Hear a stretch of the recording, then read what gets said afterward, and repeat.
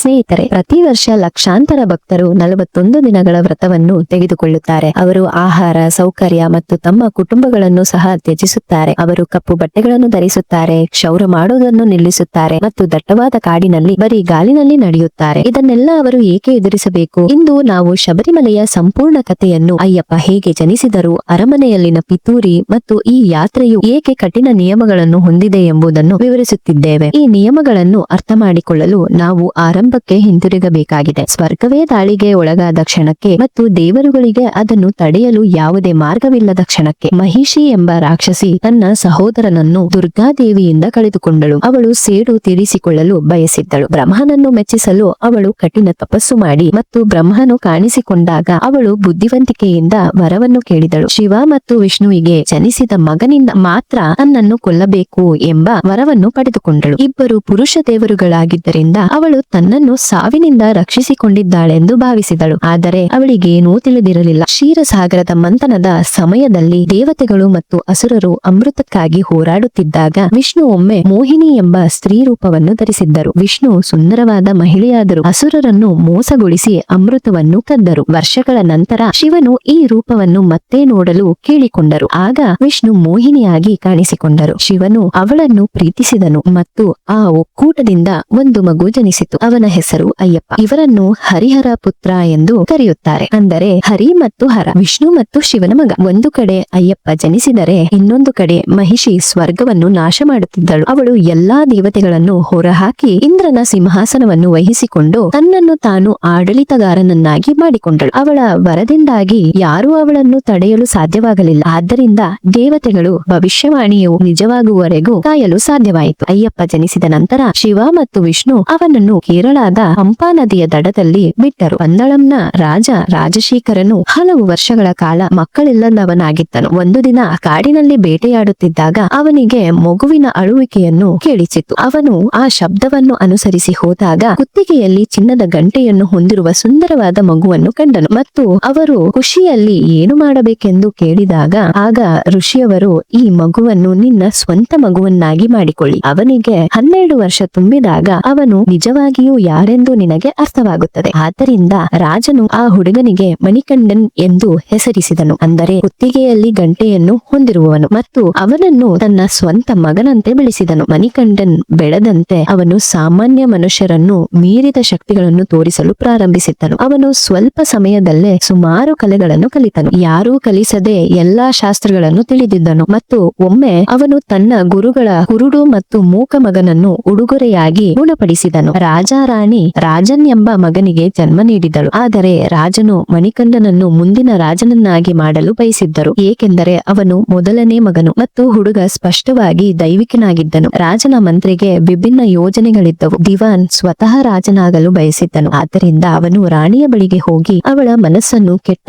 ಆಲೋಚನೆಗಳಿಂದ ತುಂಬಿಸಿದನು. ಈ ದತ್ತು ಮಗುವಲ್ಲ, ನಿನ್ನ ಸ್ವಂತ ಮಗನೇ ರಾಜನಾಗಬೇಕು. ರಾಣಿ ಒಪ್ಪಿದಳು ಮತ್ತು ಅವರು ಒಟ್ಟಾಗಿ ಮಣಿಕಂಠನನ್ನು ತೆಗೆದುಹಾಕಲು ಯೋಜಿಸಲು ಪ್ರಾರಂಭಿಸಿದ್ದರು. ಮೊದಲು ಅವರು ಅವನ ಆಹಾರದಲ್ಲಿ ವಿಷ ಹಾಕಲು ಪ್ರಯತ್ನಿಸಿದರು. ಅವನು ಬದುಕುಳಿದನು. ಆದರೆ ಅವನ ದೇಹದಲ್ಲಿ ಯಾವುದೇ ವೈದ್ಯರು ಗುಣಪಡಿಸಲಾಗದ ಗಾಯಗಳಾಗಿದ್ದವು. ನಂತರ ಶಿವನು ಸ್ವತಃ ವೈದ್ಯನಂತೆ ವೇಷ ಧರಿಸಿ ಅವನನ್ನು ಉಳಿಸಿದನು. ಆದ್ದರಿಂದ ಪಿತೂರಿಗಾರರು ಅಂತಿಮ ಯೋಜನೆಯನ್ನು ರೂಪಿಸಿದರು. ರಾಣಿ ತುಂಬಾ ಅಸ್ವಸ್ಥಳಂತೆ ವರ್ತಿಸಿದಳು. ಅವಳು ತುಂಬಾ ನೋವಿನಿಂದ ಬಳಲುತ್ತಿರುವಂತೆ ಹೊಟ್ಟೆಯನ್ನು ಹಿಡಿದುಕೊಂಡಳು. ದಿವಾನನ ಸಹಾಯಕ ನಕಲಿ ವೈದ್ಯ ಅವಳನ್ನು ಪರೀಕ್ಷಿಸಿ ರೋಗ ನಿರ್ಣಯ ಮಾಡಲು ಕೇವಲ ಕಫಗಳನ್ನು ಹೊಂದಿದ ಹುಲಿಯ ಹಾಲಿನಿಂದ ಮಾತ್ರ ಅವಳನ್ನು ಗುಣಪಡಿಸಬಹುದು. ಇದು ಅಸಾಧ್ಯವೆಂದು ಎಲ್ಲರಿಗೂ ತಿಳಿದಿತ್ತು. ಹಾಗೂ ಇದನ್ನು ಮಣಿಕಂಡನ್ ಪ್ರಯತ್ನಿಸುತ್ತಾ ಸಾಯುತ್ತಾನೆ ಎಂದು ಭಾವಿಸಿದರು. ಹುಲಿ ಹಾಲು ತರಬಲ್ಲ ಯಾರಿಗಾದರೂ ರಾಜನು ತನ್ನ ರಾಜ್ಯದ ಅರ್ಧದಷ್ಟು ಬಹುಮಾನವನ್ನು ಘೋಷಿಸಿದನು. ಆದರೆ ಸೈನಿಕರು ಏನೂ ಇಲ್ಲದೆ ಹಿಂತಿರುಗಿದಾಗ ಮಣಿಕಂಠನ್ ಸ್ವಯಂ ಪ್ರೇರಿತರಾದರು. ರಾಜನು ಅವನನ್ನು ತಡೆಯಲು ತುಂಬಾ ಪ್ರಯತ್ನಿಸಿದರು. ನೀನು ತುಂಬಾ ಚಿಕ್ಕವನು, ನಿನ್ನ ಪಟ್ಟಾಭಿಷೇಕವು ನಡೆಯಲಿದೆ ಎಂದು. ಆದರೆ ಮಣಿಕಂಠನ್ ತಾನು ಒಬ್ಬಂಟಿಯಾಗಿ ಹೋಗಬೇಕೆಂದು ಒತ್ತಾಯಿಸಿದನು. ಏಕೆಂದರೆ ಒಂದು ಗುಂಪು ಹುಲಿಯನ್ನು ಹೆದರಿಸುತ್ತದೆ. ಕಾಡಿನಲ್ಲಿ ಆಳದಲ್ಲಿ ಮಣಿಕಂಠನ್ ಮಹಿಷಿಯೊಂದಿಗೆ ಮುಖಾಮುಖಿಯಾದನು. ಇದು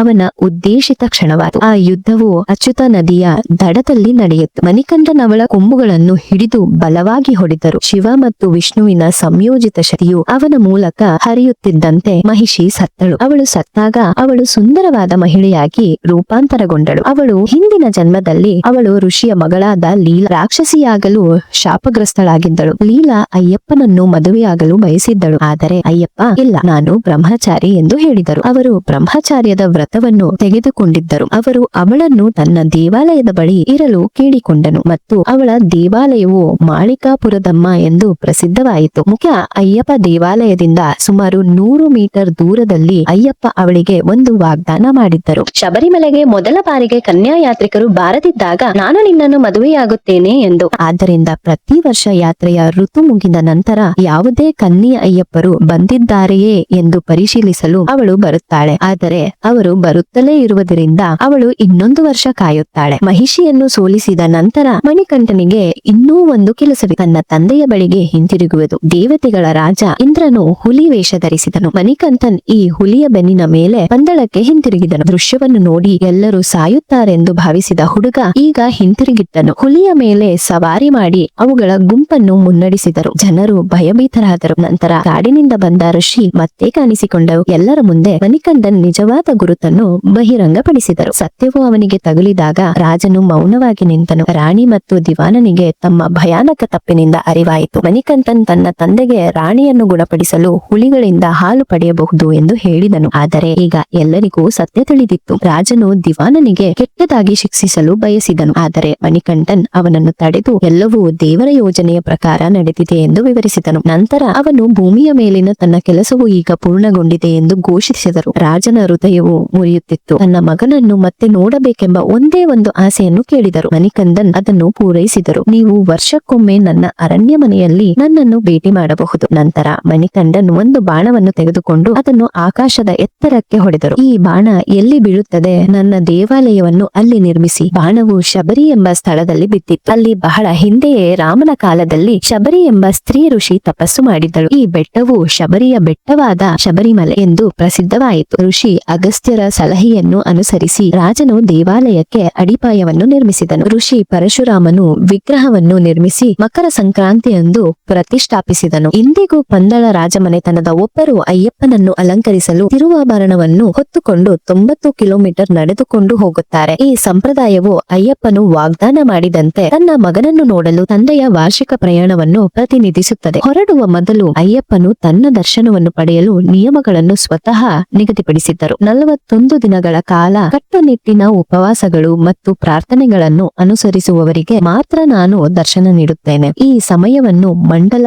ಕಾಲಂ 41 ದಿನಗಳ ವ್ರತ ಎಂದು ಕರೆಯಲಾಗುತ್ತದೆ. ಆದರೆ ನಿಖರವಾಗಿ 41 ದಿನಗಳು ಏಕೆ? ಪ್ರಾಚೀನ ಜ್ಞಾನವು ನಿಮ್ಮ ದೇಹ ಮತ್ತು ಮನಸ್ಸು ಯಾವುದೇ ಬದಲಾವಣೆಯನ್ನು ನಿಜವಾಗಿಯೂ ಸ್ವೀಕರಿಸಲು ಸುಮಾರು 40 ದಿನಗಳನ್ನು ತೆಗೆದುಕೊಳ್ಳುತ್ತದೆ ಎಂದು ಹೇಳುತ್ತದೆ. ನಿಮ್ಮ ಎಲ್ಲಾ ಜೀವಕೋಶಗಳಿಗೆ ಹೊಸ ಮಾದರಿಗೆ ಹೊಂದಿಕೊಳ್ಳಲು ಆ ಸಮಯ ಬೇಕಾಗುತ್ತದೆ. ನೀವು 41 ದಿನಗಳವರೆಗೆ ವಿರಾಮವಿಲ್ಲದೆ ಏನನ್ನಾದರೂ ಅಭ್ಯಾಸ ಮಾಡಿದಾಗ ಅದು ನಿಮ್ಮ ಇಡೀ ವ್ಯವಸ್ಥೆಯಲ್ಲಿ ಸ್ಥಿರವಾಗುತ್ತದೆ. ಇನ್ನೊಂದು ಪ್ರಮುಖ ಕಾರಣವಿದೆ. ನವೆಂಬರ್ ಮಧ್ಯದಲ್ಲಿ ಸೂರ್ಯನು ದಕ್ಷಿಣದಲ್ಲಿ ದಕ್ಷಿಣಾಯನ ಎಂದು ಕರೆಯಲ್ಪಡುವ ತನ್ನ ಅತ್ಯಂತ ದೂರದ ಬಿಂದುವನ್ನು ತಲುಪಿದಾಗ ವ್ರತವು ಪ್ರಾರಂಭವಾಗುತ್ತದೆ. ಶನಿಯ ಶಕ್ತಿ ಅತ್ಯಂತ ಪ್ರಬಲವಾಗಿರುವ ಈ ಸಮಯದಲ್ಲಿ ಸಂಪ್ರದಾಯದ ಪ್ರಕಾರ ಅಯ್ಯಪ್ಪನು ಈ 41 ದಿನಗಳ ಅವಧಿಯನ್ನು ಭಕ್ತರನ್ನು ಶನಿಯ ದುಷ್ಪರಿಣಾಮಗಳಿಂದ ರಕ್ಷಿಸಲು ವಿನ್ಯಾಸಗೊಳಿಸಿದನು. ಆದರೆ ನಿಜವಾದ ಗುರಿ ಸಂಪೂರ್ಣ ಸ್ವಯಂ ಪರಿವರ್ತನೆ. ನೀವು ಅಯ್ಯಪ್ಪನ ಚಿತ್ರವಿರುವ ಪವಿತ್ರ ಸರಪಳಿಯಾದ ಮಾಲೆಯನ್ನು ಧರಿಸಿದಾಗ ವ್ರತವು ಪ್ರಾರಂಭವಾಗುತ್ತದೆ. ಗುರುಸ್ವಾಮಿಯೊಬ್ಬರು ಅದನ್ನು ನಿಮ್ಮ ಮೇಲೆ ಹಾಕುತ್ತಾರೆ. ಕನಿಷ್ಠ 18 ಶಬರಿಮಲ ಯಾತ್ರೆಗಳನ್ನು ಪೂರ್ಣಗೊಳಿಸಿದ ನೀವು ಮಾಲೆಯನ್ನು ಧರಿಸಿದ ನಂತರ ನಿಯಮಗಳು ತಕ್ಷಣವೇ ಪ್ರಾರಂಭವಾಗುತ್ತದೆ. ಸಂಪೂರ್ಣ ಬ್ರಹ್ಮಚಾರ್ಯ, ಯಾವುದೇ ದೈಹಿಕ ಸಂಬಂಧಗಳಿಲ್ಲ, ಕೇವಲ ಸಾತ್ವಿಕ ಸಸ್ಯಾಹಾರಿ ಆಹಾರ, ಮಾಂಸವಿಲ್ಲ, ಮೊಟ್ಟೆಗಳಿಲ್ಲ, ಮದ್ಯವಿಲ್ಲ. ಅನೇಕ ಜನರು ಈರುಳ್ಳಿ ಮತ್ತು ಬೆಳ್ಳುಳ್ಳಿಯನ್ನು ಸಹ ತಪ್ಪಿಸುತ್ತಾರೆ. ಸ್ನಾನದ ನಂತರ ಬೇಯಿಸಿದ ತಾಜಾ ಆಹಾರವನ್ನು ಮಾತ್ರ ನೀವು ತಿನ್ನಬಹುದು. ಈ 41 ದಿನಗಳಲ್ಲಿ ನೀವು ಕಪ್ಪು, ನೀಲಿ ಅಥವಾ ಕೇಸರಿ ಬಟ್ಟೆಗಳನ್ನು ಮಾತ್ರ ಧರಿಸುತ್ತೀರಿ. ವೈವಾಹಿಕ ವಿಷಯಗಳನ್ನು ಬಿಡುವುದನ್ನು ಕಪ್ಪು ತಡೆಯುತ್ತದೆ. ನೀಲಿ ನಿಮ್ಮನ್ನು ನೇರವಾಗಿ ಅಯ್ಯಪ್ಪನೊಂದಿಗೆ ಸಂಪರ್ಕಿಸುತ್ತದೆ. ಅವರನ್ನು ನೀಲ, ಮೇಘ, ಶ್ಯಾಮಲ ಎಂದು ವಿವರಿಸಲಾಗಿದೆ. ಮಳೆ ಮೋಡದಂತೆ ಕಡು ನೀಲಿ. ಈ ಸಮಯದಲ್ಲಿ ನೀವು ಎಲ್ಲೆಡೆ ಬರಿಗಾಲಿನಲ್ಲಿ ನಡೆಯುತ್ತೀರಿ. ಈ 41 ದಿನಗಳಲ್ಲಿ ನೀವು ನಿಮ್ಮ ಕೂದಲನ್ನು ಕತ್ತರಿಸಲು, ಮುಖವನ್ನು ಬೋಳಿಸಲು ಅಥವಾ ಉಗುರುಗಳನ್ನು ಕತ್ತರಿಸಲು ಸಾಧ್ಯವಿಲ್ಲ. ನೀವು ಪ್ರತಿದಿನ 2 ಬಾರಿ ಪೂಜೆ ಮಾಡುತ್ತೀರಿ ಮತ್ತು ಸ್ವಾಮಿಯೇ ಶರಣಮಯ್ಯಪ್ಪ ಎಂದು ಕನಿಷ್ಠ 108 ಬಾರಿ ಜಪಿಸುತ್ತೀರಿ. ಈ ಸಾಧನೆಯು ಎಲ್ಲಾ 41 ದಿನಗಳವರೆಗೆ ಯಾವುದೇ ವಿರಾಮವಿಲ್ಲದೆ ಮುಂದುವರಿಯುತ್ತದೆ. ಈ ಇಡೀ ಯಾತ್ರೆಯಲ್ಲಿ ಪ್ರಮುಖವಾದ ವಿಷಯವೇನೆಂದರೆ ಇರುಮುಡಿ ಕಟ್ಟು. ಇದು ನೀವು ನಿಮ್ಮ ತಲೆಯ ಮೇಲೆ ಹೊತ್ತುಕೊಳ್ಳುವ 2 ಭಾಗಗಳ ಕಟ್ಟಾಗಿದೆ. ಇರು ಎಂದರೆ 2, ಮುಡಿ ಎಂದರೆ ಮುನ್ಮುಡಿ. ಮುಂಭಾಗದ ಭಾಗವು ಅಯ್ಯಪ್ಪನಿಗಾಗಿ. ಇದು ನಿಮ್ಮ ಎಲ್ಲಾ ಕಾಣಿಕೆಗಳನ್ನು ಹಿಡಿದಿಟ್ಟುಕೊಳ್ಳುತ್ತದೆ ಮತ್ತು ನೀವು ಶಬರಿಮಲೆ ತಲುಪುವವರೆಗೆ ಮುಚ್ಚಿರಲಾಗುತ್ತದೆ. ಆ ಮುಂಭಾಗದ ಭಾಗದೊಳಗೆ ನೆಯ್, ತೇಂಗಾ, ತುಪ್ಪದಿಂದ ತುಂಬಿದ ತೆಂಗಿನಕಾಯಿ ಇದೆ. ಇದು ಮುಖ್ಯ ನೈವೇದ್ಯ ಮತ್ತು ತಯಾರಿಕೆಗೆ ನಿಖರವಾಗಿರಬೇಕು. ನೀವು ಒಂದು ಒಣಗಿದ ತೆಂಗಿನಕಾಯಿಯನ್ನು ತೆಗೆದುಕೊಂಡು ಅದು ನಯವಾಗುವ ತನಕ ಸಂಪೂರ್ಣವಾಗಿ ಸ್ವಚ್ಛಗೊಳಿಸುತ್ತೀರಿ. ಇದು ಭೌತಿಕ ಕೊಳೆಯನ್ನು ತೆಗೆದುಹಾಕುವುದನ್ನು ಪ್ರತಿನಿಧಿಸುತ್ತದೆ. ನಂತರ ನೀವು ಒಂದು ಸಣ್ಣ ರಂಧ್ರವನ್ನು ಮಾಡಿ ಎಲ್ಲಾ ಸಿಹಿ ತೆಂಗಿನ ನೀರನ್ನು ಸುರಿಯುತ್ತೀರಿ. ಈ ಸುರಿಯುವಿಕೆಯು ನೀವು ಎಲ್ಲಾ ಲೌಕಿಕ ಬಯಕೆಗಳು ಮತ್ತು ಆಸೆಗಳಿಂದ ನಿಮ್ಮನ್ನು ಹೇಗೆ ಖಾಲಿ ಮಾಡಿಕೊಳ್ಳುತ್ತೀರಿ ಎಂಬುದನ್ನು ಸಂಕೇತಿಸುತ್ತದೆ. ಅದರ ನಂತರ ನೀವು ಖಾಲಿ ತೆಂಗಿನಕಾಯಿಯನ್ನು ಸಂಪೂರ್ಣವಾಗಿ ಶುದ್ಧ ತುಪ್ಪದಿಂದ ತುಂಬಿಸಿ ಮೇಣದಿಂದ ಮುಚ್ಚುತ್ತೀರಿ. ಅರ್ಥ ಸ್ಪಷ್ಟವಾಗಿದೆ. ತೆಂಗಿನಕಾಯಿ ನಿಮ್ಮ ದೇಹ, ಸುರಿಯುವುದು ನಿಮ್ಮ ಶುದ್ಧೀಕರಣ, ತುಪ್ಪ ತುಂಬುವುದು ನಿಮ್ಮ ಆತ್ಮ. ಈಗ ಶುದ್ಧ ಮತ್ತು ದೈವಿಕತೆಗೆ ಶರಣಾಗಲು ಸಿದ್ಧವಾಗಿದೆ. ನೀವು ಅಂತಿಮವಾಗಿ ಶಬರಿಮಲೆಯನ್ನು ತಲುಪಿದಾಗ ನೀವು ಈ ತೆಂಗಿನಕಾಯಿಯನ್ನು ಒಡೆಯುತ್ತೀರಿ. ನೇಯ್ ಅಭಿಷೇಕ ಎಂಬ ಆಚರಣೆಯಲ್ಲಿ ಅಯ್ಯಪ್ಪನ ಮೇಲೆ ತುಪ್ಪವನ್ನು ಸುರಿಯಲಾಗುತ್ತದೆ. ಖಾಲಿ ಚಿಪ್ಪು ಪವಿತ್ರ ಬೆಂಕಿಯಾದ ಹೋಮಕುಂಡಕ್ಕೆ ಹೋಗುತ್ತದೆ. ಸಂದೇಶ ಸ್ಪಷ್ಟವಾಗಿದೆ. ನಿಮ್ಮ ಭೌತಿಕ ದೇಹವು ಒಂದು ದಿನ ಸಾಯುತ್ತದೆ, ಆದರೆ ನಿಮ್ಮ ಶುದ್ಧೀಕರಿಸಿದ ಆತ್ಮವು ಪರಮಾತ್ಮನೊಂದಿಗೆ ಶಾಶ್ವತವಾಗಿ ಸೇರುತ್ತದೆ. ಇರುಮುಡಿಯನ್ನು ಹೊತ್ತ ಭಕ್ತರು ಮಾತ್ರ ದೇವಾಲಯದ 18 ಪವಿತ್ರ ಮೆಟ್ಟಿಲುಗಳನ್ನು ಹತ್ತಬಹುದು. ಈ ಮೆಟ್ಟಿಲುಗಳು 18ಂ ಪಡಿ ನಿಮ್ಮ ಆಧ್ಯಾತ್ಮಿಕ ಬೆಳವಣಿಗೆಯನ್ನು ಪ್ರತಿನಿಧಿಸುತ್ತದೆ. ಮೊದಲ 5 ನಿಮ್ಮ ಪಂಚೇಂದ್ರಿಯಗಳು, ನಿಮ್ಮ 5 ಇಂದ್ರಿಯಗಳು. ಮುಂದಿನ 8 ಕ್ರೋಧ, ಕಾಮ ಮತ್ತು ಲೋಭದಂತಹ ಭಾವನೆಗಳು. ಮುಂದಿನ 3 ಗುಣಗಳು, ಸತ್ವ, ರಜಸ್ ಮತ್ತು ತಮಸ್ಸು. ಕೊನೆಯ 2 ವಿದ್ಯಾ ಮತ್ತು ಅವಿದ್ಯೆ. ನೀವು ಪರಿಪೂರ್ಣತೆಯನ್ನು ಕಾಯ್ದುಕೊಂಡು ಈ ಮೆಟ್ಟಿಲುಗಳನ್ನು ಹತ್ತುತ್ತೀರಿ. ನಿಮ್ಮ ಮೇಲೆ ನಿಯಂತ್ರಣ ಸಾಧಿಸಿ ಪ್ರತಿ ಹೆಜ್ಜೆಯು ಮತ್ತೊಂದು ಲೌಕಿಕ ಬಾಂಧವ್ಯವನ್ನು ಬಿಡುವುದನ್ನು ಪ್ರತಿನಿಧಿಸುತ್ತದೆ. ಆದ್ದರಿಂದ